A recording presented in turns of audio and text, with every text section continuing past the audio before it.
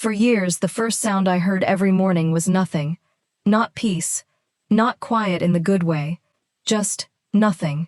A house so still it felt like it was holding its breath, waiting for someone to fill it who never came. I'd lie there in the gray light before sunrise, and for a few seconds, I wouldn't remember. Then I would. And the silence would settle over me again, heavier than any blanket. I want to tell you what that silence took from me, and I want to tell you what finally replaced it. My name doesn't matter much for this story. What matters is that for 31 years, my mornings had sound in them. Coffee brewing, a radio in the kitchen, footsteps on the stairs that weren't mine, a voice calling out, "You up?" before I'd even opened my eyes. I didn't know how much I depended on that sound until it was gone. My husband passed away 6 years ago. Sudden. The kind of sudden that doesn't give you time to prepare, only time to grieve. And for the first year, people were around. Casseroles, phone calls. My daughter drives 2 hours every other weekend just to sit with me. But grief has a strange rhythm. Everyone else's life kept moving. Mine didn't. And slowly, the visits spaced out, the calls got shorter, and I was left with what I hadn't expected. Not the grief itself, but the silence underneath it. I started noticing it in specific moments. Waking up and reaching for a cup of coffee, pouring exactly one. Sitting at a kitchen table built for 4, eating alone at the corner of it, like the rest of the table was still reserved for people who weren't coming. The television stayed on more than I'd like to admit, not because I was watching it, but because I couldn't stand hearing nothing. The mornings were the worst. There's something about waking up that makes you vulnerable before you've even had the chance to defend yourself. You open your eyes and for one unguarded second, you're just a person in a bed.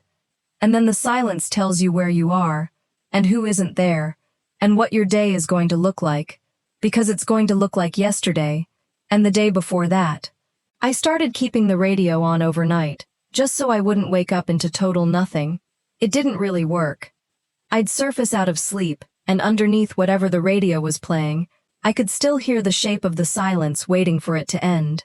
I tried getting a small dog for a while, thinking the sound of paws on the floor might be enough. It helped, for a little while, but even a dog can't fill a house that was built around the sound of another adult's voice, another person's footsteps matching your own, down a hallway. I went to a grief support group for about 4 months, back in that second year. It helped in some ways. I wasn't the only person there describing this exact thing, the way silence seemed to have weight, the way mornings had become the hardest part of the day instead of the easiest. But even there, we'd all go home afterward to our own separate quiet houses, and the group could only do so much against 7 mornings a week. I want to be honest with you about something most people don't say out loud. I wasn't just sad. I was disappearing, a little at a time.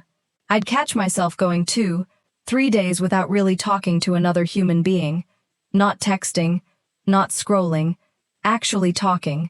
My voice would come out rusty when I finally used it, like it had to remember how.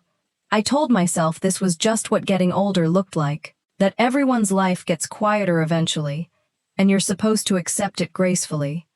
I believed that for longer than I'd like to admit. Then came the morning that changed everything, though I didn't know it at the time. It was an ordinary Tuesday. I woke up at 5:40, same as always, to that same wall of silence. But that particular morning, something in me just cracked. I don't know how else to explain it. I sat up in bed and started crying. Not from one specific thing, just from the accumulated weight of hundreds of identical mornings stacked on top of each other. I remember thinking, very clearly, I cannot do this anymore. I cannot wake up to nothing one more time. I didn't have a plan. I just knew something had to change, even if I didn't know what. Later that week, almost by accident, I was scrolling through my phone at 2 in the morning. Another one of those nights, sleep wouldn't come easy, and I landed on a video. Someone standing on a balcony somewhere warm, coffee in hand, and behind their voice you could hear it. Waves. Just waves. Rolling in steady, one after another. I sat there and listened to 15 seconds of someone else's ocean, and felt something in my chest loosen for the first time in longer than I could remember. I watched another video, then another. I told myself it was just curiosity, the way you tell yourself a lot of things right before your life changes. Within a few weeks, just curiosity had turned into spreadsheets of coastal towns, cost of living comparisons, photos saved to a folder I didn't tell anyone about. I wasn't looking at beaches because I wanted a vacation. I was looking at them because I wanted to wake up to something other than silence, and somewhere along the way, the ocean had become the sound I couldn't stop thinking about. I'll tell you honestly, when I finally said it out loud to my children, it did not go well. My son asked me if I'd lost my mind. My daughter, more gently, asked if I was running from something instead of running towards something. I didn't have a perfect answer for her. I still don't, completely. Maybe it was both. Grief doesn't care about clean distinctions, but I'd made a promise to myself after that Tuesday morning, and I intended to keep it. 3 months later, I had a one-way ticket, 2 suitcases, and a small rented place near the coast that I'd only ever seen in photographs. The flight was long enough to have every kind of thought a person can have. Excitement, then terror, then a strange numbness somewhere over the ocean I was flying toward. I remember pressing my forehead against the window and thinking, what if I traded one kind of silence for a worse one? What if I'd built up this whole fantasy in my head, and what waited for me on the other end was just a different, more expensive version of the same emptiness? Landing didn't answer that question right away.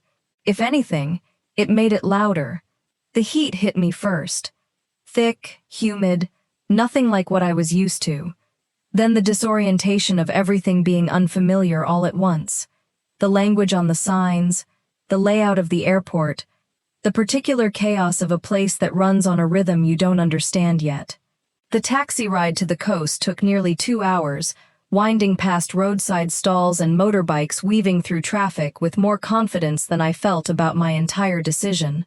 I remember gripping my bag in my lap the whole ride, watching a completely unfamiliar country blur past the window, and thinking, quietly, there is no version of home anywhere in any direction from here. By the time I got to the little rental house, hauled my suitcases through the door, and sat down on the edge of an unfamiliar bed, I was completely drained. Not physically, somewhere deeper than that. The house smelled like salt, and something floral I couldn't place. The ceiling fan clicked faintly with every rotation. Every single detail was foreign, and for a moment, I just sat there cataloging all of it, the way you do when your mind doesn't know what else to do with itself. And here's the part nobody tells you about starting over. The first night is brutal. I sat in that unfamiliar room, in an unfamiliar country, and I could hear the ocean, actually hear it, just like in the videos, and instead of feeling relief, I felt panic. What had I done? I'd left everyone I knew, everything familiar, on the strength of a 15-second video and a broken Tuesday morning.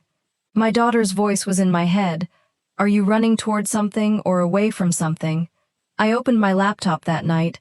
I'm not going to pretend I didn't. I looked up flights home, earlier ones, much earlier ones. I sat there with my cursor hovering over a return date, more than ready to admit defeat and go back to the silence. I at least knew how to survive. If you've ever had a moment like that, where the fear of your new life feels bigger than the fear that made you leave in the first place, I want you to know that feeling is not proof you made a mistake. It's just proof that you did something brave enough to be scary. Sometimes the bravest thing isn't feeling ready. It's staying one more day when everything in you wants to book the flight home. I didn't buy the ticket that night. I made myself a smaller promise instead. 1 week. If I still felt this way after 7 days, I could leave without guilt. It felt like a small thing at the time. It turned out to be the only reason I'm telling you this story today. I didn't sleep much that first night. I lay there listening to the unfamiliar sounds outside. Insects I couldn't identify. Distant voices in a language I didn't understand. And underneath all of it, faintly, the ocean. Even that felt foreign then. Not comforting yet. just one more unfamiliar sound in a night full of them. I kept thinking about my old bedroom, the specific creak of the third stair, the particular quality of silence I'd spent 6 years learning to survive. At least that silence had been mine. This one belonged to nobody yet, least of all me. The next morning, I woke up before sunrise. Same as always. Some habits don't leave you, no matter where you go. But this time, before the silence could even settle in, I heard it. The ocean. Not a video, not a memory. Actually there, rolling and steady, right outside a window that wasn't familiar yet, but was mine. I got up and walked outside without even thinking about it. The air was warm and salty, the sky just starting to lighten at the edges, and I stood there in bare feet on sand that didn't belong to me yet, listening to a sound that had nothing to do with the life I used to have, and everything to do with the one I was about to build. It didn't fix everything. I want to be honest with you about that, because so many of these stories skip straight to the happy ending. The loneliness didn't vanish overnight. There were still hard mornings in that first month. Moments when I missed my husband so much it took my breath away. Moments when I wondered if I'd made the biggest mistake of my life. Starting over doesn't erase what you're starting over from. But something did shift, quietly, in the space of that first week. I started walking the shoreline every morning, the way I used to walk through my old neighborhood without really seeing it. Except here, I saw everything. Fishermen pulling in early catches, old couples walking slowly, hand in hand, the way my husband and I used to, a woman selling fruit from a cart, who, on my third morning, remembered my order before I even asked. Small things, but small things add up into something that starts to feel like belonging. I started going to the local market on Saturday mornings, mostly because I didn't know what else to do with the extra hours a quiet weekend gives you. At first, I just wandered, overwhelmed by unfamiliar fruit, fish I couldn't name, vendors calling out prices in a language I was only beginning to piece together. But I kept going back. Eventually, I learned which stall had the sweetest mangoes, which fisherman set his catch out earliest, which woman always threw in an extra handful of herbs without being asked. I started cooking again too, really cooking, not just reheating something for one. It's a strange kind of grief work, learning to cook for yourself again after decades of cooking for a family. But there was something healing about standing in a small kitchen chopping vegetables I'd bought myself, from people who knew my face now, while the sound of the ocean drifted in through an open window. There was a particular morning, maybe 3 weeks in, that I think about often. I'd gotten into the habit of sitting on a low wall near the water with a cup of coffee, just listening. An older man who ran a little shack nearby selling coconuts started nodding at me every morning, then eventually sitting down beside me for a few minutes before his customers arrived. We didn't have a language in common, not really, just enough words and gestures to get by. But we sat together in comfortable silence, and for the first time in years, silence didn't feel like something that was destroying me. It felt like something I'd chosen, sitting beside someone, instead of something forced on me while I was alone. That's when I started to understand the difference. I used to think silence itself was the enemy. It wasn't. Loneliness was the enemy. Silence, it turns out, can hold peace or it can hold grief, depending entirely on what's sitting inside it with you. Over the following weeks, I found a rhythm I hadn't expected to find so quickly. I started swimming in the mornings, something I hadn't done since I was young. Awkward at first, out of practice, but the water didn't care. I joined a small group of expats and locals who met on Sunday evenings to cook together, taking turns hosting, and I discovered I still remembered how to laugh at a table full of near strangers, the way I used to laugh at tables full of family. One of the women in that group, a widow herself, about 10 years younger than me, became someone I could call just to talk, no occasion required. We didn't talk about our husbands much. We didn't need to. She understood the shape of the silence I'd left behind, without my having to explain it. I also started doing something I hadn't done in years. I began writing again, just short notes in a notebook, usually first thing in the morning, sitting on that low wall with my coffee before the coconut seller even opened his stand. Nothing profound, just observations. The color of the water that day, a conversation I'd had, a small thing that had made me laugh. It became its own kind of ritual, and I realized somewhere in the middle of it that I hadn't dreaded waking up in longer than I could remember. I want to pause here and say something directly to you, if you're watching this, and any part of it sounds familiar. If your mornings have gone quiet in a way that scares you, if you're pouring coffee for one and eating at the corner of a table built for more people than are left in your life, I need you to know that isn't the end of your story. It felt like the end of mine too, right up until it wasn't. If this is resonating with you, I'd genuinely love to hear where you are in your own story down in the comments. You are not as alone in this as that silence wants you to believe. The months that followed weren't a straight line upward. Nothing worth having ever is. There were setbacks. A stretch of homesickness so intense I cried for 2 days over a photograph of my old kitchen. A frustrating month dealing with paperwork and logistics that made me miss the simplicity of a life I understood. But underneath the hard days, something steady was building. I learned the names of my neighbors. I found a small cafe where the owner started having my order ready before I sat down. I started sleeping through the night for the first time in years, lulled, more nights than not, by the sound of water instead of the absence of everything. My daughter came to visit 4 months in. I was nervous in a way I hadn't expected.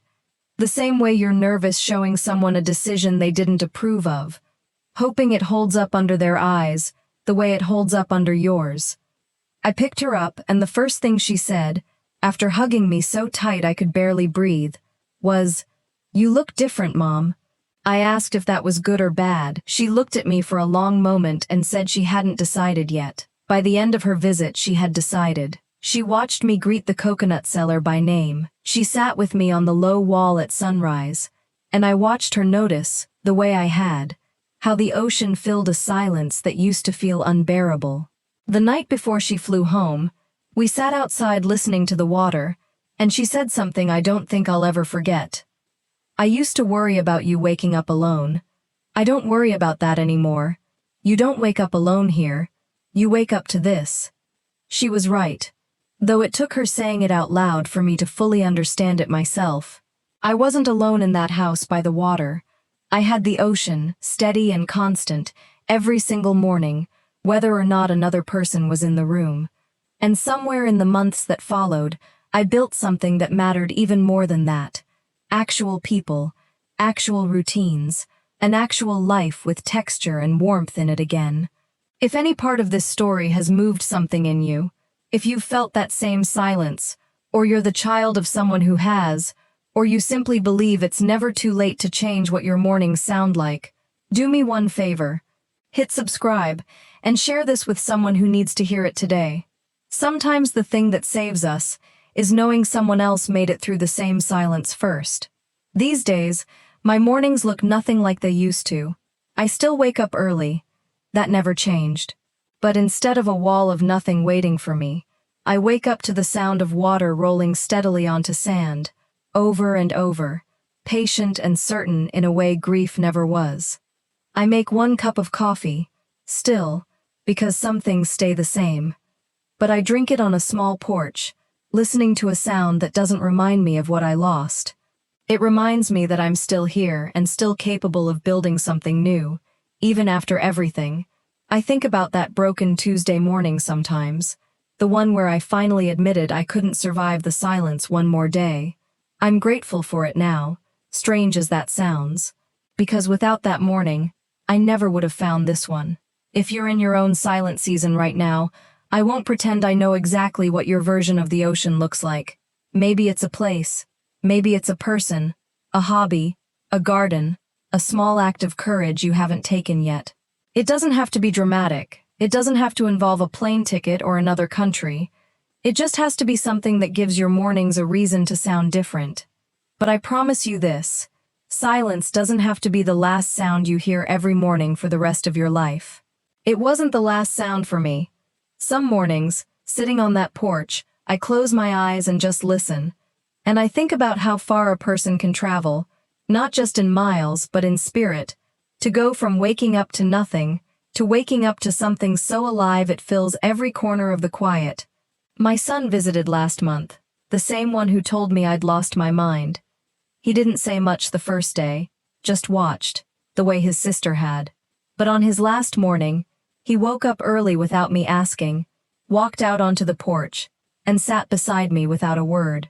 We didn't talk for a long time. We just listened to the water together. Before he left for the airport, he hugged me and said quietly, "I get it now." That was all he needed to say. The silence didn't disappear. I did something better. I gave it something to hold. And now, every single morning, it holds the ocean.